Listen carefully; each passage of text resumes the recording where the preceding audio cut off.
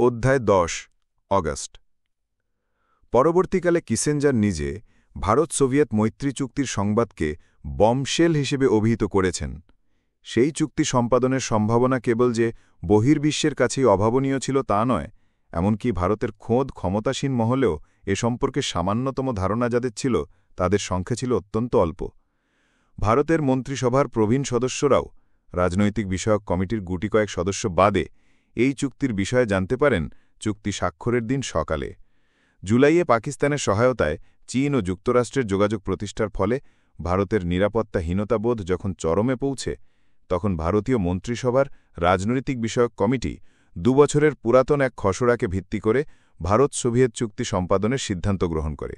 1969 সালের প্রথম দিকে উসুরি নদী বরাবর চীন ও সোভিয়েত ইউনিয়নের মধ্যে রক্তক্ষয়ী সংঘাতের পর সোভিয়েত ইউনিয়ন ভারতসহ কয়েকটি এশীয় দেশের সঙ্গে মৈত্রী চুক্তি স্বাক্ষরের উদ্যোগ নেয়। এই উদ্দেশ্যে মস্কোতে এপ্রিল থেকে অক্টোবর পর্যন্ত সপ্তাহে 2 বার, বুধবার ও শনিবারে, ভারত ও সোভিয়েত প্রতিনিধিদের নিয়মিত আলোচনা অনুষ্ঠিত হতো। কিন্তু ওই আলোচনার সময়ে ইয়াহিয়া খান সরকার পেশোয়ারের অদূরে বাদবারে মার্কিন ঘাঁটির চুক্তি নবায়ন না করায় সোভিয়েত ইউনিয়ন পাকিস্তানকে কিছু সামরিক সাজ সরঞ্জাম সরবরাহে সম্মত হয়। অংশত এর ফলে প্রস্তাবিত মৈত্রী চুক্তি সম্পর্কে ভারতের আগ্রহ হ্রাস পায় এবং আলোচনা ছেদ পড়ে। 1969 সালের আলোচনায় ভারতের পক্ষে অংশগ্রহণকারী ছিলেন তদানীন্তন ভারতীয় দূতাবাস ডিপি ধর। কাজেই রাজনৈতিক বিষয়ক কমিটির সিদ্ধান্তের পর তিনিই পুনরায় নিযুক্ত হন মৈত্রী চুক্তির সেই পুরাতন খসড়াকে পরিবর্তিত প্রয়োজনের আলোকে চূড়ান্ত করার দায়িত্বে। স্বাক্ষরিত মৈত্রী চুক্তির সমূহ গুরুত্ব ছিল এর 9ম ধারায়। এই ধারা অনুযায়ী চুক্তিবদ্ধ 2 দেশের কারো বিরুদ্ধে যদি বহিরাক্রমণের বিপদ দেখা দেয়, তবে এই বিপদ অপসারণের জন্য উভয় দেশ অবিলম্বে পারস্পরিক আলোচনায় প্রবৃত্ত হবে এবং তাদের শান্তি ও নিরাপত্তা সুনিশ্চিত করার জন্য যথোপযুক্ত ব্যবস্থা অবলম্বন করবে। পাকিস্তান ও চীনের উভয়ের জন্যই এই ঘোষণার মর্ম ছিল অতিশয় প্রাঞ্জল এবং সম্ভাব্য শরৎকালীন অভিযানের পথে প্রতিবন্ধক। পাক ও চীনের আসন্ন আক্রমণ সম্ভাবনা প্রতিরোধের ক্ষেত্রে এই চুক্তির উপযোগিতা অসামান্য হলেও এর পিছনে ভারতের পক্ষে সম্ভবত আরও 2টি গুরুত্বপূর্ণ বিবেচনা সক্রিয় ছিল। বাংলাদেশের মুক্তি সংগ্রামকে সাহায্য করার কোনো এক পর্বে পাকিস্তানের সঙ্গে প্রত্যক্ষ সংঘর্ষের অনিবার্য হয়ে ওঠা অসম্ভব ছিল না, এবং এ আশঙ্কাবোধ থেকে ভারত নিশ্চিত হতে চেয়েছে যাতে সম্ভাব্য যুদ্ধের প্রারম্ভে বা মাঝপথে সোভিয়েত সামরিক সরবরাহ মন্থর বা বন্ধ না হয়ে যায়। দ্বিতীয়ত, যুদ্ধ শুরু হওয়ার পর জাতিসংঘ নিরাপত্তা পরিষদ যদি পূর্বতন স্থিতাবস্থা বজায়ের উদ্দেশ্যে যুদ্ধবিরোধী প্রস্তাব গ্রহণ করতে উদ্যত হয়, তবে সেখানেও যাতে সোভিয়েত ভূমিকা ভারতের পক্ষে নিশ্চিতভাবেই সহায়ক থাকে।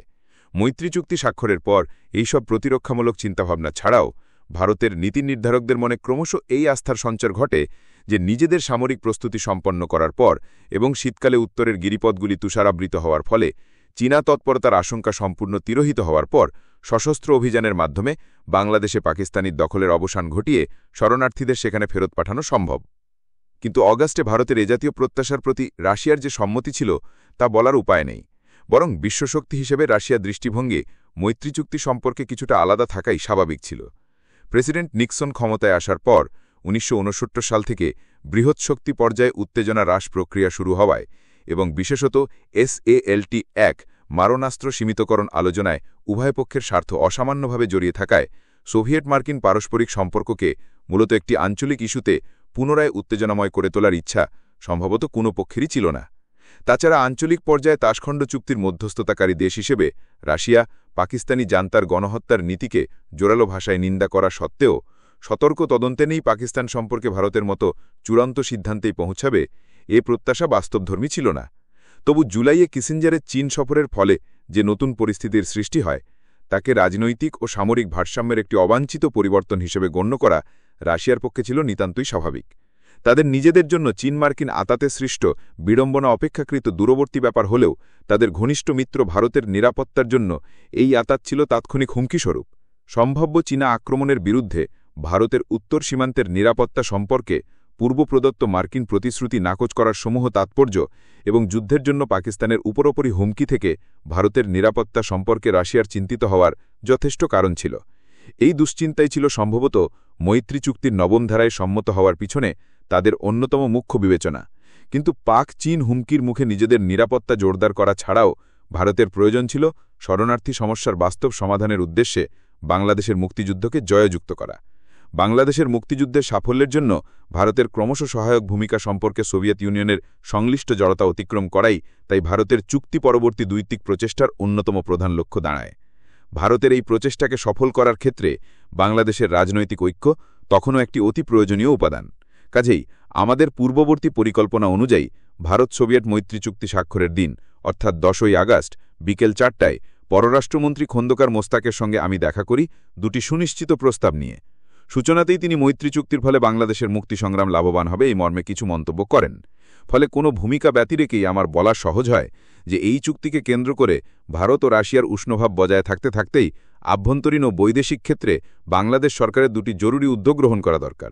আভ্যন্তরীণ উদ্যোগের ক্ষেত্রে মস্কোপন্থী নামে পরিচিত দুটো দলসহ স্বাধীনতা সমর্থক সবকটি দলের সমবায় একটা ফ্রন্ট গঠন করা সম্ভব হলে তাত্ত্বিক দৃষ্টিকোণ থেকে জাতীয় মুক্তি ফ্রন্ট গঠনের পদক্ষেপ হিসেবে রাশিয়ার কাছে তা আদৃত হওয়ার সম্ভাবনা রয়েছে। কাজী খন্দকার মোস্তাক নিজেই এই ফ্রন্ট গঠনের কাজে উদ্যোগী হলে এর ভিত্তিতে এবং ভারতীয় কর্তৃপক্ষের সম্ভাব্য সহযোগিতায় তার মস্কো যাওয়ার পথ সুপ্রশস্ত হতে পারে। বেসরকারিভাবে হলেও মস্কোর সঙ্গে যদি তার তথা বাংলাদেশ সরকারের সরাসরি যোগাযোগ প্রতিষ্ঠিত হয় তবে বাংলাদেশ সরকারের দ্বৈতিক বিচ্ছিন্নতা এবং ভারতের ওপর সার্বিক নির্ভরশীলতা কাটিয়ে ওঠার পথে সেটা সহায়ক হতে পারে। সেদিনের মতো এইসব চিন্তাভাবনা তার কাছে রেখে আমি ফিরে আসি। পরদিন দুপুর 3:30টায় আবার খন্দকার মুস্তাকের সঙ্গে আমার সাক্ষাৎ হয়। তিনি সেদিন মস্কো ছাড়াও আসন্ন জাতিসংঘ সাধারণ পরিষদ অধিবেশনকালে নিউ ইয়র্ক গিয়ে বাংলাদেশের বক্তব্য তুলে ধরার প্রয়োজনীয়তা সবিস্তারে ব্যাখ্যা করেন। তিনি এ ব্যাপারে দিল্লিতে পিএন হাকসারের সমর্থন সংগ্রহ করা সম্ভব কিনা তা জানতে চান। 14 ও 16 আগস্ট আরও দুদফা আলোচনার মাধ্যমে এই বিষয় পরিষ্কার করা সম্ভব হয় তিনি যে অবস্থানে রয়েছেন সেখান থেকে নিউ ইয়র্ক পৌঁছতে হলে তাকে অতিক্রম করতে হবে দিল্লি ও মস্কোর পথ, এবং এই দুই অন্তর্বর্তী গন্তব্যস্থল সুগম হতে পারে যদি জাতীয় মোর্চা গঠনে তার সক্রিয় সমর্থন থাকে। তবু এইসব আলোচনার শেষে আমার ধারণা জন্মায় নিউ ইয়র্ক অবধি নিজের যাত্রাপথ সম্প্রসারিত করার উদ্দেশ্যে জাতীয় মোর্চা গঠনের প্রতি তার মৌখিক সমর্থন থাকলেও মন্ত্রিসভার অন্য কোনো সদস্য যদি এই প্রস্তাবকে ভণ্ডুল করেন তবে তিনি অখুশি হবেন না। পক্ষান্তরে তার যাত্রার ব্যবস্থা যদি পাকাপাকি রূপ নেয় তবে তিনি মোর্চা গঠনকে হয়তো সমর্থন দিতে পারেন। যেভাবেই হোক মস্কো হয়ে তার নিউ ইয়র্ক যাবার কথা সে সময় এক উজ্জ্বল সম্ভাবনার আকারেই আলোচিত হতে থাকে। ওদিকে তাজউদ্দিনও অস্থায়ী প্রেসিডেন্টকে মোর্চার ব্যাপারে সম্মত করার ক্ষেত্রে প্রায় একই রকম অনিশ্চিত অবস্থার সম্মুখীন হন। দলের সংখ্যাগরিষ্ঠের কাছে প্রিয়ভাজন থাকার প্রচেষ্টাই সৈয়দ নজরুলের দোদুল্যমানতার মূল কারণ বলে অনুমান করা হয়। এদিকে মৈত্রী চুক্তি স্বাক্ষরের পর দিল্লি থেকে অন্তত দুবার ফ্রন্ট গঠনের ব্যাপারে অগ্রগতির কথা জানতে চাওয়া হয়েছে। কাজে তাজউদ্দিন স্থির করেন মন্ত্রিসভার ফ্রন্ট প্রসঙ্গে এই অনিশ্চিত সমর্থন সম্পর্কে বরং দিল্লিকে আভাস দেওয়া ভালো। যদি তারা এক্ষেত্রে কোনো সাহায্য করতে নাও পারেন তবু অন্তত কোনো অবাস্তব অনুমানের উপর নির্ভর করে পদক্ষেপ গ্রহণের বিড়ম্বনা থেকে তারা মুক্ত থাকবেন। 19 আগস্ট পিএন হাকসারকে সংক্ষেপে পরিস্থিতি জানিয়ে আমি উল্লেখ করি জাতীয় মোর্চার পক্ষে মন্ত্রিসভার সিদ্ধান্তের সম্ভাবনা যদিও বর্তমান তবু এ ব্যাপারে নিশ্চিত করে বলার সময় এখনও আসেনি। 22 আগস্ট দিল্লি থেকে হাকসার আমাকে সংবাদ পাঠান যে 29 আগস্ট ভারতের প্রাক্তন মস্কোস্থ রাষ্ট্রদূত ডিপি ধর কলকাতায় আসবেন এবং অন্যান্য বিষয়ের মধ্যে জাতীয় মোর্চা গঠনের বিষয়েও তিনি সংশ্লিষ্ট সকলের সঙ্গে আলাপ করবেন। ইতিপূর্বে মৈত্রী চুক্তি স্বাক্ষরের 5-6 দিন বাদে সৈয়দ নজরুল ইসলাম ও তাজউদ্দিন আহমদ যখন আলাপ আলোচনার জন্য দিল্লি আমন্ত্রিত হন তখন ইন্দিরা গান্ধী তাদের জানান যে এরপর থেকে তার সবিশেষ আস্থাভাজন প্রতিনিধি হিসেবে ডিপি ধর ভারতের বাংলাদেশ বিষয়ক নীতি ও কর্মতৎপরতার সমন্বয় সাধনে নিয়োজিত থাকবেন। অগস্ট মাসে ভারত সোভিয়েত মৈত্রী চুক্তি সম্পাদন এবং সেই চুক্তিকে বাংলাদেশ মুক্তিযুদ্ধের অনুকূলে সম্প্রসারিত করার প্রচেষ্টা ছাড়াও এই সময়ের অন্তত আরেকটি ঘটনা বিকাশ উল্লেখ করা প্রয়োজন। অগস্টে দিল্লি সফরকালে তাজউদ্দিন প্রথমবারের মতো র-এর সাহায্যপুষ্ট মুজিব বাহিনীর ক্রমবর্ধমান উচ্ছৃঙ্খলা ও সরকার বিরোধী দৌরাত্ম্যে গভীর উদ্বেগ প্রকাশ করেন এবং এ ব্যাপারে পিএন হাকসার ও র-প্রধান রামনাথ কাওয়ের সহযোগিতা কামনা করেন। অগস্টের প্রথম দিকে কয়েকটি সেক্টর থেকে খবর পৌঁছতে শুরু করে যে বিশেষ প্রশিক্ষণপ্রাপ্ত মুজিব বাহিনী, সূচনায় যার নাম ছিল বাংলাদেশ লিবারেশন ফোর্স সংক্ষেপে বিএলএফ, বাংলাদেশ সরকারের নিয়ন্ত্রণাধীন মুক্তিযোদ্ধাদের আনুগত্য পরিবর্তন করে তাদের বাহিনীতে যোগ দেবার জন্য নিরন্তর চাপ প্রয়োগ করছে। কোথাও কোথাও অস্ত্র কেড়ে নিচ্ছে এবং এ নিয়ে কিছু কিছু সংঘর্ষ অনুষ্ঠিত হচ্ছে। অবশ্য গোড়া থেকেই মুজিব বাহিনী বাংলাদেশ সরকার গঠনের তীব্র বিরোধিতা করে এসছে এবং নিরবিচ্ছিন্নভাবে প্রচারণা চালিয়ে আসছে যে তারাই সরকারকে স্বীকার করে না। বস্তুত এই বাহিনীর সদস্যভুক্তির জন্য সর্বাধিনায়ক হিসেবে শেখ মুজিবুর রহমান এবং তার অনুপস্থিতিতে শেখ ফজলুল হক মনির প্রতি আনুগত্যের অঙ্গীকার করেই শপথনামা পাঠ করা হতো। সূচনায় অবশ্য বাংলাদেশ সরকারের অনুমোদন নিয়েই এই বাহিনীর গঠন প্রক্রিয়া শুরু হয়। এপ্রিলের প্রথমার্ধে সীমান্ত অতিক্রমকারী ছাত্র ও যুবকের সংখ্যা ছিল অল্প। কাজী মুক্তিবাহিনী গঠনের উদ্দেশ্যে 18 এপ্রিল নবগঠিত বাংলাদেশ মন্ত্রিসভা দেশের ভেতর থেকে ছাত্র ও যুবকর্মী সংগ্রহ করে আনার দায়িত্ব অর্পণ করেন শেখ ফজলুল হক মনি, সিরাজুল আলম খান, তোফায়েল আহমদ এবং আব্দুর রাজ্জাকের উপর। এক অজ্ঞাত কারণে অল্প কয়েকদিনের মধ্যেই অস্থায়ী প্রেসিডেন্ট এই তরুণ নেতাদের ক্ষমতা সম্প্রসারিত করে রিক্রুটিংয়ের দায়িত্ব ছাড়াও সশস্ত্র বাহিনী গঠন ও পরিচালনার অধিকার প্রদান করেন। এই অতিরিক্ত ক্ষমতা প্রদানের প্রশ্নে তাজউদ্দিনের সম্মতি ছিল না। বস্তুত মন্ত্রিসভা গঠনের ক্ষেত্রে এদের তীব্র বিরোধিতা তিনি অতিক্রম করতে চলেছেন মাত্র।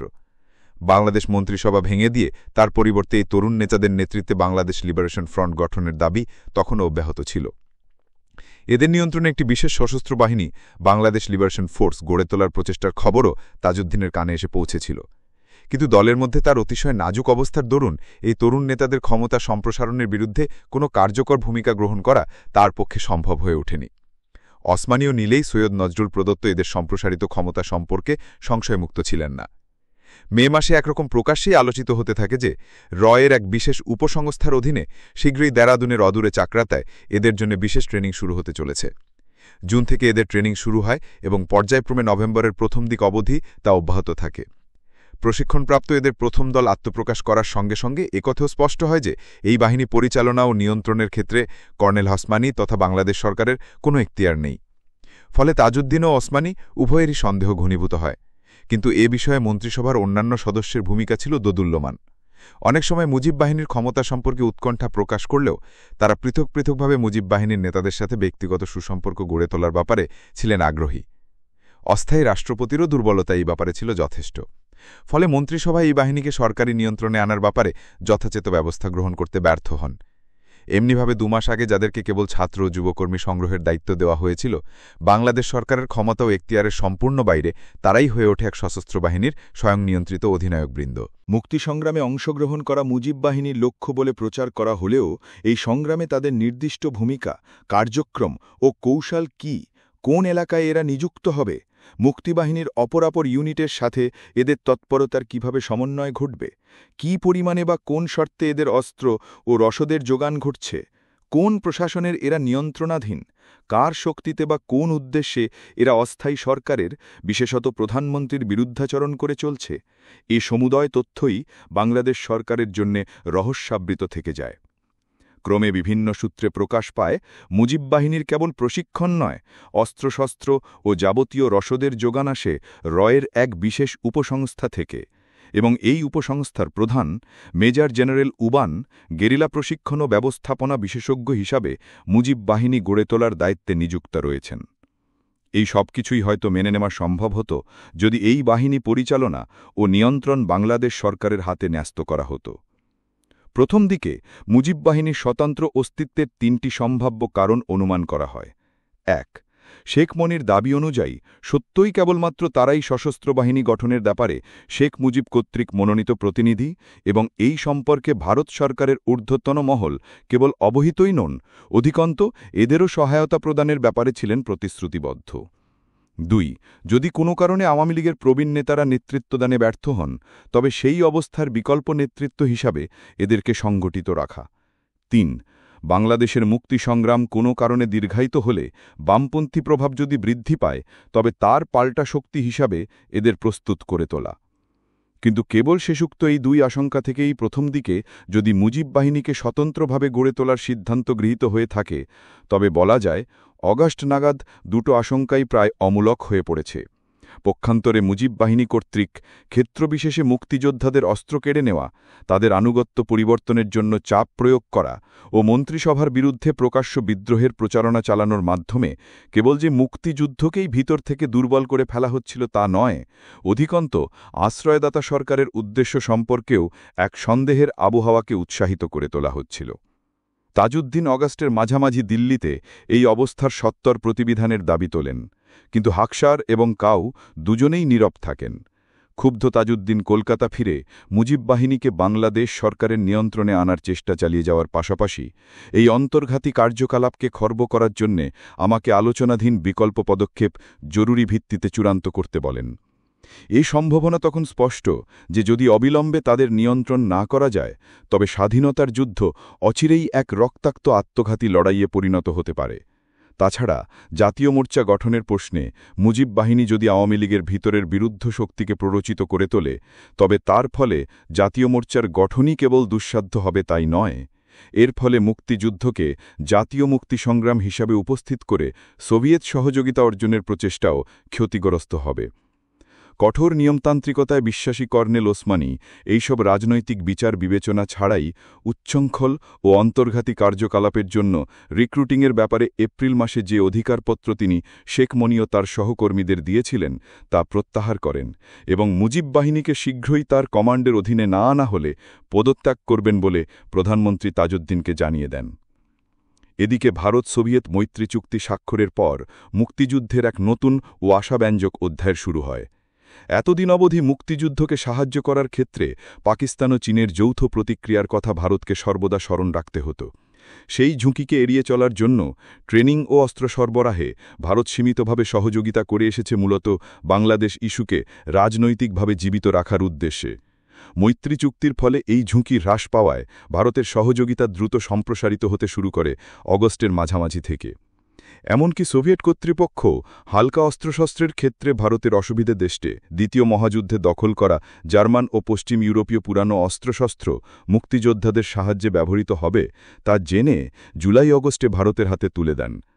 ট্রেনিং ও অস্ত্র সরবরাহ বৃদ্ধি ছাড়াও ভারতীয় ইস্টার্ন কমান্ড অগস্টের শেষের দিক থেকে মুক্তিযুদ্ধের অপারেশনস পরিকল্পনায় বিশেষত সেপ্টেম্বর থেকে নভেম্বর পর্যন্ত প্রতি মাসে তৎপরতার লক্ষ্য অপস টার্গেট নির্ধারণের ক্ষেত্রে সহযোগিতা শুরু করায় এ বিষয়ে সংশ্লিষ্ট দুর্বলতা অংশত দূর হয়। ওই সময় বাংলাদেশ সামরিক সদর দপ্তরে নিযুক্ত অফিসারের নিদারুণ সংখ্যাপ্লতা ও সংশ্লিষ্ট সহায়ক সার্ভিসের অশেষ দৈন্যর জন্য অপস টার্গেটের সুযোগ ছিল সামান্য। এই সব বিষয়ে অভাব পূরণ ছাড়াও দেশের অভ্যন্তরে বিশেষত টাঙ্গাইল, ফরিদপুর, বরিশাল ও নোয়াখালীতে যেসব স্বতন্ত্র গেরিলা গ্রুপ প্রতিরোধ সংগ্রামে লিপ্ত ছিল তাদের কাছে অস্ত্র পৌঁছানোর ব্যবস্থা গৃহীত হয়। স্বাভাবিকভাবেই ট্রেনিং ও অস্ত্রের এইসব বর্ধিত সহায়তার ফল সঞ্চার অক্টোবরের আগে ঘটে ওঠেনি। ইতিমধ্যে অগস্ট থেকে মুক্তিযুদ্ধের অবস্থা পূর্ববর্ণিত কারণে ক্রমশ নিম্নাভিমুখী। স্বাধীন বাংলা বেতার কেন্দ্রের যথাসম্ভব প্রচার সত্ত্বেও দেশের ভিতরে জনসাধারণের মনোবল ক্রমাগত নিচের দিকে ধাবিত। অবশ্য মুক্তিযুদ্ধের এই অধোগতে কি অংশে ঢাকা পড়ে 15ই অগস্ট থেকে বাংলাদেশ নৌ কমান্ডো বাহিনীর দুনিয়াকে চমকে দেওয়া নৌবিধ্বংসী তৎপরতায়। ভারতীয় নৌবাহিনীর সাহায্যে বাংলাদেশের মাত্র ৩০০ জন ছাত্র ও যুবককে ঐতিহাসিক পলাশীর অদূরে ভাগীরথী নদীতে নৌবিধ্বংসী ট্রেনিং দেওয়া হয়। এই নৌ কমান্ডোরা 15ই অগস্ট থেকে নভেম্বরের মধ্যে সর্বমোট ৫০,৮০০ টন জাহাজ নিমজ্জিত করে, ৬৬,৪০০ টন জাহাজ ক্ষতিগ্রস্ত করে এবং কিছু সংখ্যক পাকিস্তানি নৌজাহাজ দখল করে নেয়। ফলে বিশ্বের বাণিজ্য ভরে ত্রাসের সঞ্চার হয় এবং চট্টগ্রাম ও চালনায় বাহিত পণ্যের ইন্স্যুরেন্স প্রিমিয়াম ২০ গুণ বৃদ্ধি পায়। সংখ্যালঘুতা সত্ত্বেও সঠিক রিক্রুটমেন্ট, উপযুক্ত ট্রেনিং, পর্যাপ্ত অস্ত্র ও সুনিশ্চিত পরিকল্পনা কি বিরাট সফলতা ঘটাতে পারে তারই একটি উজ্জ্বল দৃষ্টান্ত। বাংলাদেশের মুক্তিযুদ্ধের প্রস্তুতি জোরদার করার পক্ষে ভারত সোভিয়েত মৈত্রী চুক্তির প্রভাব অত্যন্ত ইতিবাচক হলেও চুক্তি স্বাক্ষরের সাথে সাথে প্রবাসী বাংলাদেশ নেতৃত্বের দক্ষিণপন্থী অংশ ভারতের দক্ষিণপন্থী মুখপাত্রের সঙ্গে সমস্বরে প্রচারণা চালাতে শুরু করে যে এই চুক্তির মাধ্যমে মস্কো বাংলাদেশকে কূটনৈতিক স্বীকৃতি জ্ঞাপন থেকে নয়াদিল্লিকে নিবৃত করেছে এবং এরপরে ভারত কখনোই আর বাংলাদেশের পক্ষে সামরিক ব্যবস্থা গ্রহণে সক্ষম হবে না। মৈত্রী চুক্তি স্বাক্ষরের দিন দিল্লিতে এক উল্লসিত জনসমুদ্রের কাছে বাংলাদেশের মুক্তি আন্দোলনের সাফল্যের জন্য এবং ৭০ লক্ষ শরণার্থীর প্রত্যাবর্তনের জন্য ভারত সকল কিছু করতে প্রস্তুত মর্মী ইন্দিরা গান্ধীর দ্ব্যর্থঘ্নহী ঘোষণা সত্ত্বেও মৈত্রী চুক্তির বিরুদ্ধে সন্দেহ ও অবিশ্বাস সৃষ্টির জন্য এক জোরদার প্রচারণা শুরু হয়। এই প্রচারণার অন্যতম মূল উৎস ছিল নিউ ইয়র্ক টাইমস পত্রিকায় পরিবেশিত এক সংবাদ। এই সংবাদ অনুযায়ী আমেরিকার গোয়েন্দা সংস্থা সিআইএ এক গোপন সমীক্ষায় নিক্সনকে অবহিত করেছে যে ভারত সোভিয়েত মৈত্রী চুক্তি বাংলাদেশকে সাহায্য প্রদান থেকে ভারতকে নিবৃত করবে। ভারতীয় এবং বিশেষত ভারতীয় অবস্থানকারী বাংলাদেশ রাজনৈতিক মহলে যখন এই উদ্দেশ্যমূলক অসত্য প্রচার অর্থাৎ ডিসইনফরমেশন ক্যাম্পেইন চলছিল তখনই অন্তরালে যুক্তরাষ্ট্রীয় খোদ প্রেসিডেন্ট সঠিক পরিস্থিতি জানিয়েই ইয়াহিয়া খানকে নমনীয় হবার পরামর্শ দেন। বিগত 4 সপ্তাহের যুদ্ধ হুঙ্কার বন্ধ করে ইয়াহিয়া চক্র হঠাৎ খোল পাল্টানের কৌতুকক্রম মহড়ায় অবতীর্ণ হয়। এমনিভাবে 14ই আগস্টে দেশ সেবার জন্য জেনারেল টিক্কা খানকে পাকিস্তানের সর্বোচ্চ খেতাব দিয়েও মাত্র 17 দিনের মধ্যে তাকে গভর্নর পদ থেকে সরিয়ে দেওয়া, তৎস্থলে গণতন্ত্র প্রতিষ্ঠা ও ক্ষমতা হস্তান্তরের প্রতিশ্রুতি রক্ষার জন্য বাঙালি গভর্নর হিসাবে আব্দুল মলেককে নিয়োগ করা, নির্দিষ্টভাবে অভিযুক্ত নয় এই রকম সব দুষ্কৃতার জন্য সাধারণ ক্ষমা ঘোষণা করা, স্বদেশ প্রত্যাবর্তনে ইচ্ছুক শরণার্থীর জন্য অভ্যর্থনা শিবির স্থাপন করা, দেশদ্রোহের অপরাধে অভিযুক্ত শেখ মুজিবুর রহমানের পূর্ব নির্ধারিত বিচার 11ই অগস্ট একদিনের জন্য শুরু করেও সংকটের রাজনৈতিক সমাধান অনুসন্ধানের জন্য তা পিছিয়ে দেওয়া, ইয়াহিয়ার ইত্তাকার নমনীয়তা ভারত সোভিয়েত মৈত্রী চুক্তি স্বাক্ষরের পর থেকেই ঘটতে শুরু করে এবং নিক্সনের পরে তা আরও ত্বরান্বিত হয়। এসব বাহ্যিক পরিবর্তনের অন্তরালে ইসলামাবাদের ক্ষমতার কেন্দ্রে কি ঘটছিল তা জানার কোনো উপায় তখন আমাদের ছিল না। তবে পাকিস্তান আসন্ন বিপর্যয়কে এড়িয়ে যাওয়ার জন্য পূর্বাঞ্চলে তার বাহ্যিক ভূমিকা পরিবর্তন করলেও বৃহত্তর ভারত-পাক যুদ্ধে বাংলার মুক্তি সংগ্রামকে নিমজ্জিত করার অন্যান্য প্রস্তুতি অব্যাহত রাখে।